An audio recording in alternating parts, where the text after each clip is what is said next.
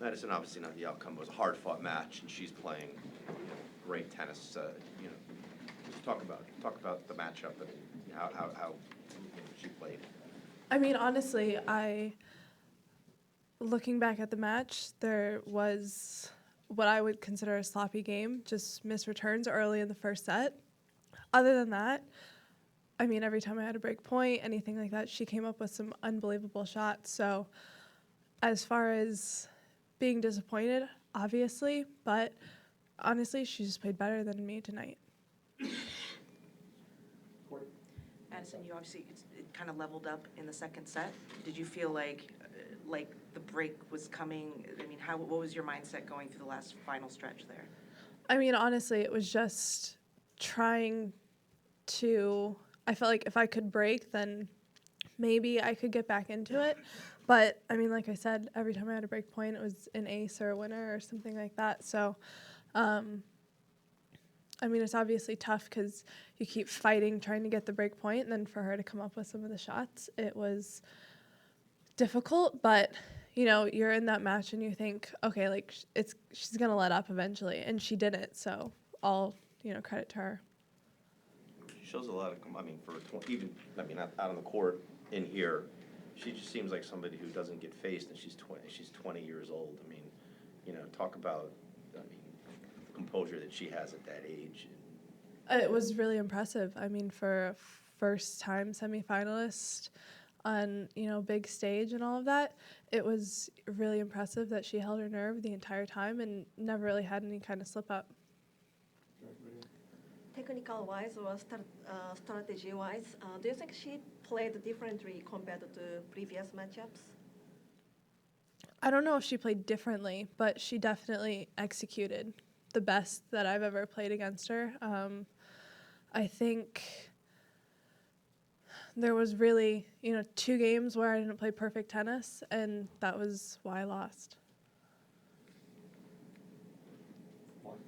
You talked about how impressive she handled the situation. Just looking ahead, I mean, I don't know if you're going to watch it, but are you curious to see how she handles Serena and the finals and everything?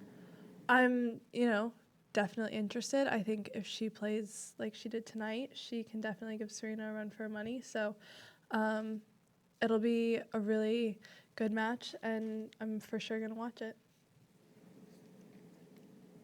What's next for you? How will you recover from this and sort of move forward?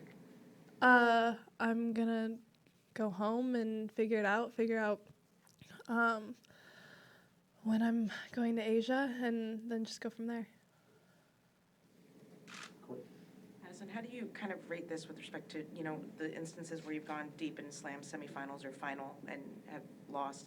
I mean, here you played well throughout the entire tournament. How does it compare to, other instances where you've had to bow out? I feel like, previously I've felt like maybe I didn't play as well and I was more disappointed just in my level of tennis. But I have to say, like, being down a set and a break and being 100% committed to fighting through the entire second set, I'm not disappointed in that. So, I mean, I'm walking away with a lot of good thoughts and feelings, and obviously just disappointed that I didn't get the outcome that I wanted.